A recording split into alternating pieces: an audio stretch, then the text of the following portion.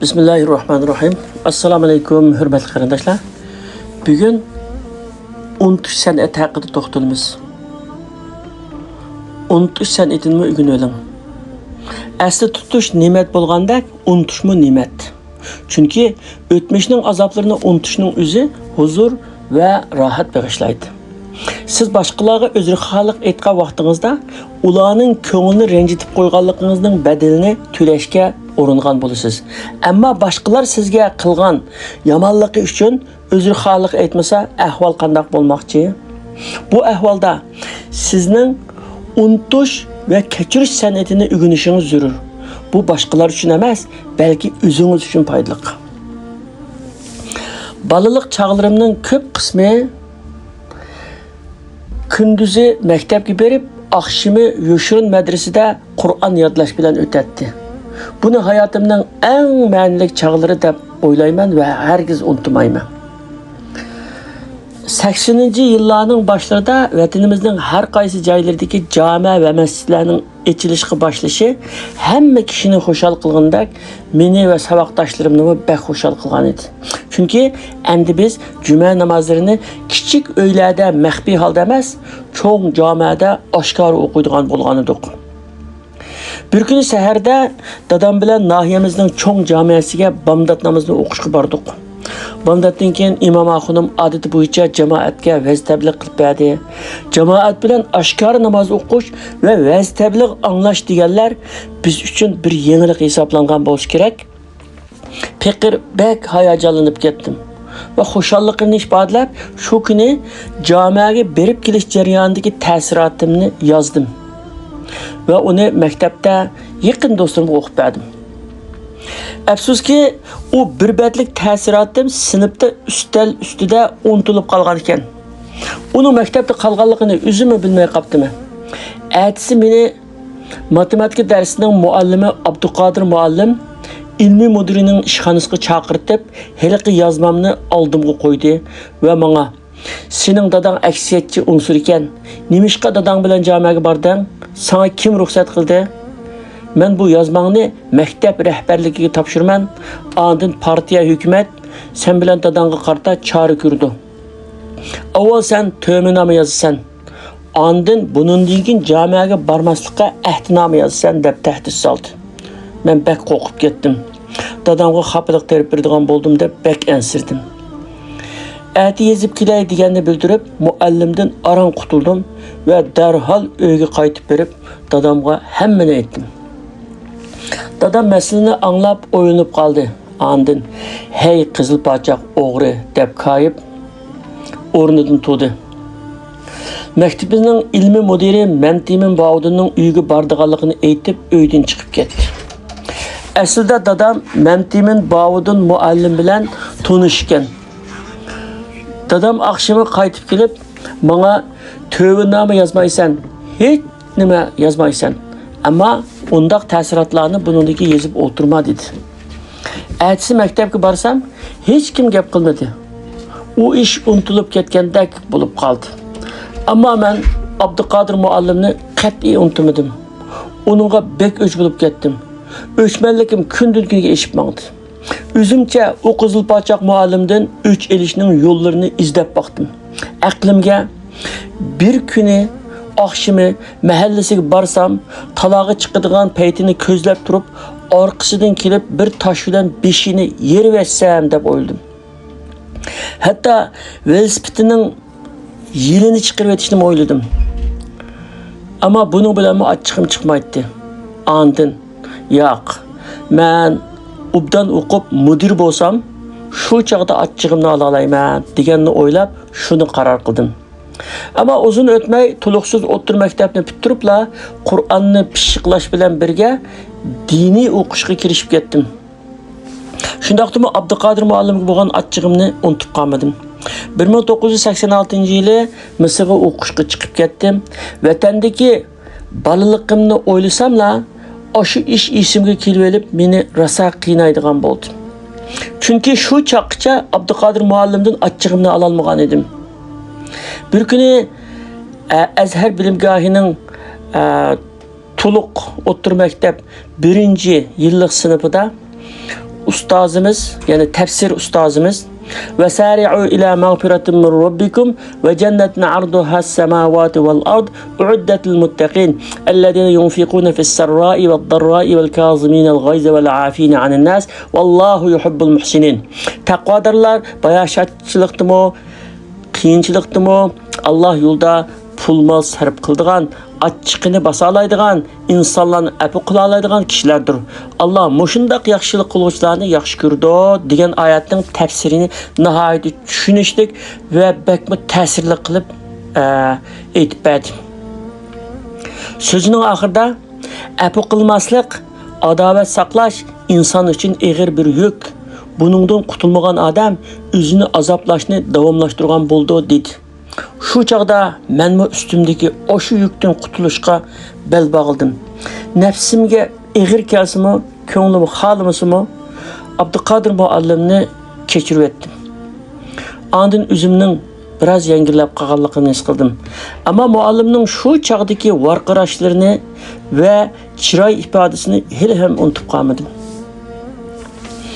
O'quvchilik chaqlarimdan biri natija qozongan kattalarning ve meşhur şəxslərinin tərcümə halını oxuşqa qiziqatdım.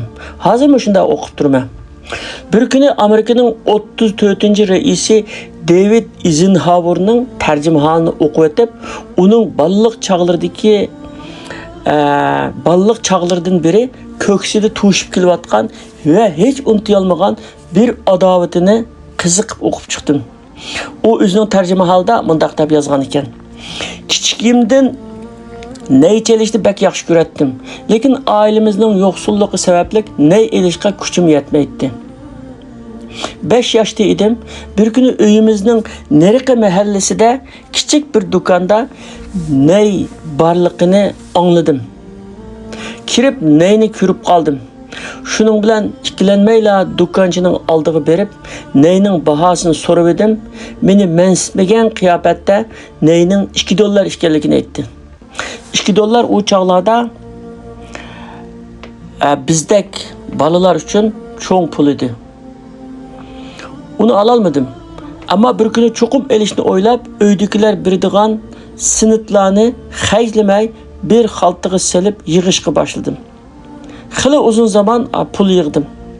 Bir günü cesaretimni toplap dükkancının yanına kirdim ve neyini aldığanlıqımni aytib xaltamdaki sınıtlarını töktüm. Dükkancı sınıtlarının hemmesini sanap aldı. Andın gep kılmay neyni bana uzattı. Bek hoşal bulup kettim ve neyni elip udul öyge kettim. Neynin hoşallığı bir haftagacha devam kıldı.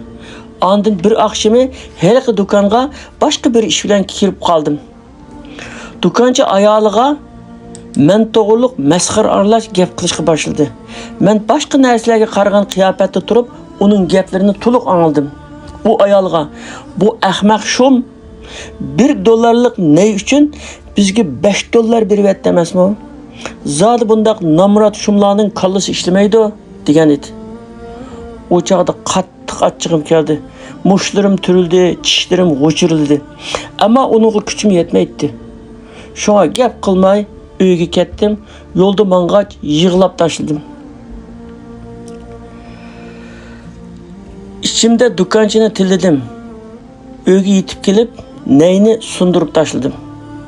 Dükkanchining shu vaqtdagi chirkin yuzini unutmaslikqa va chuqum o'ch olishga ko'nglimda qasamiyat qildim. Bolaligimdagi bu voqealikka necha 10 yil o'tib ketgan bo'lsa-mu, o'sha chog'dagi nafrat va intiqom o'ti menda unutilg'un yo'q. Endi o'ylab ko'raylik. David Eisenhower Amerikaga rais bo'lishdan burun Amerika armiyasining qo'mondoni bo'lib, Yapon urushiga va boshqa ko'plagan urushlarga qatnashgan. Yevropada Shimoliy Atlantik ahdi tashkilotining askarlariga qo'mondon bo'lgan va sabdoshlarining ko'z oldida jon uzganligini ko'p qatim ko'rgan. Nurg'un ko'ngilsizliklarni boshdan kechirgan biri turuqliq balaliq terig'idagi kichikkina bir ko'ngilsizlikni unuta olmagan va o'ziga yomonlik qilgan dukkanchining yuzini esidan qat'iy chiqara olmagan. Endi yuqorqi ikki voqelikdan nimalarni o'rganamiz? Birinchidan, balalarning aqlini oddiy sanashga bo'lmaydi. Chunki balalar o'zlariga qilingan yomonliklarni va qo'pol muomalani hargiz unutib qolmaydi. Ba'zi yomonliklarni o'lganga qadar unutmaydi. Nurg'un kishilar kichik balalarni yomonlikni tushunmaydi, unutib ketadi deb o'ylaydi. Ammo haqiqat shuki, balalarning mingisi ko'ni xotirlarni mahkam saqlaydi. Bo'libmi o'zlariga yomonlik qilgan, nachar muomala qilgan, tillagan, past ko'rgan, masxir qilgan odamlarni qat'iy unutmaydi. Untuğa kesilga giribdor bo'lgan kishilarning to'lisi bugun nashtada nima yeganligini unutib qoldi ekan. Ammo ular balaliq chog'larini va shu chog'lardagi voqealiklarni unutib qolmaydi ekan. Bu ahvol shuni isbotladiki, insonlar ko'p narsalarni unutib qolishi mumkin, ammo balaliq chog'larini unutib qolmaydi.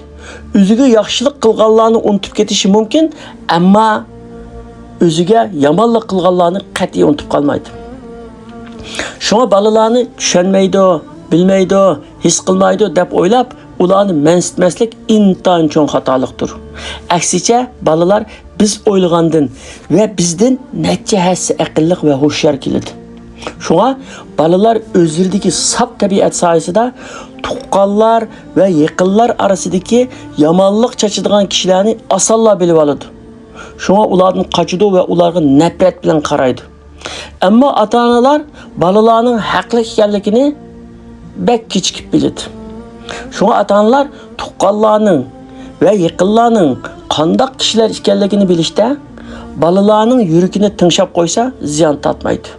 Chunki balalar yolg'on aytmaydi, ularning oppoq qalbimi yolg'onni qabul qilmaydi. Ikkinchi, unutish va kechirish o'zimiz uchun zarur. Chunki o'ylab boqaylikki, agar biz beshimizga kelgan barliq xafaliklarni, ko'ngilsizliklarni va musibatlarni unutmasak, hissiyotimiz o'tmishning azoblarida bo'lib qolsa, bizning holimiz qanday bo'lmoqchi? Tabiiyki, ko'nglimiz o'tmishning azobli kunlari bilan bo'lib qolganda, bizning xushallanish va rohatlanish uchun fursatimiz bo'lmaydi. Shunga biz unutish va kechirish orqali ustimizdan bizni azoblayotgan yuklarni elib tashlagan bo'lamiz.